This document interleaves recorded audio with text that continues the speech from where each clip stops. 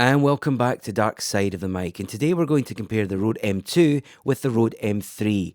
Now these might be two options that you'd be considering if you're just starting out. And indeed the Rode M3 was the first mic that I ever bought. It's super flexible, it can run off batteries as well as phantom power. And I used it in loads of different situations. You can boom it, you can stick it on lecterns, acoustic guitar, it's great for that. You can record voiceovers with it and it always does a really good job. The Rode M2 is perhaps a bit more focused in its applications, but we'll go through some of the differences, compare the sounds, and that might help you decide which one is right for you. So these are both electric condenser mics, and in this spoken word scenario where I'm 2 to 3 inches off the both of them, the differences really are quite subtle. But if we look at the Cinewave sweep here in RAW, we can see that the M3 has more extension in the low end, just adds a little bit more bass and weight to your voice, and it also has a larger and wider presence boost.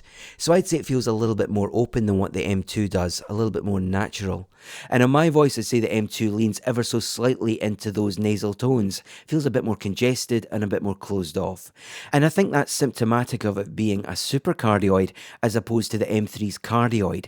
It's designed for handheld on stage use, which in practical terms means it's not going to pick up as much from the sides. So that's something you have to consider if you're recording in less than ideal environments or you want to separate the vocals a little bit. So if we demonstrate that then, just by hand holding the mics, this is the M2 from the front of the mic. This is it from 90 degrees. And this is it from 180 degrees, where we should get an additional lobe of sensitivity. Moving over onto the M3 then, we're still hand holding the mic. This is what it sounds like from the front of the mic. Here we are at 90 degrees. And here we are at 180 degrees. And it seems to me there that the fall off is nowhere near as severe as what it is on the M2. Now with both of these mics being electrets, on paper they have quite high self-noise figures. So you have the M2 at 23 dBA and the M3 at 21 dBA. Now for me this would only really be an issue or would be noticeable if you're recording in a silent studio. So if we stop for a second of silence on the M2,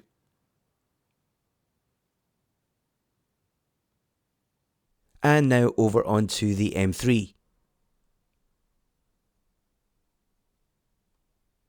From that then, I think it's safe to say that any self-noise is less of an issue in a more ambient environment, where any room noise will mask any self-noise of the mics themselves.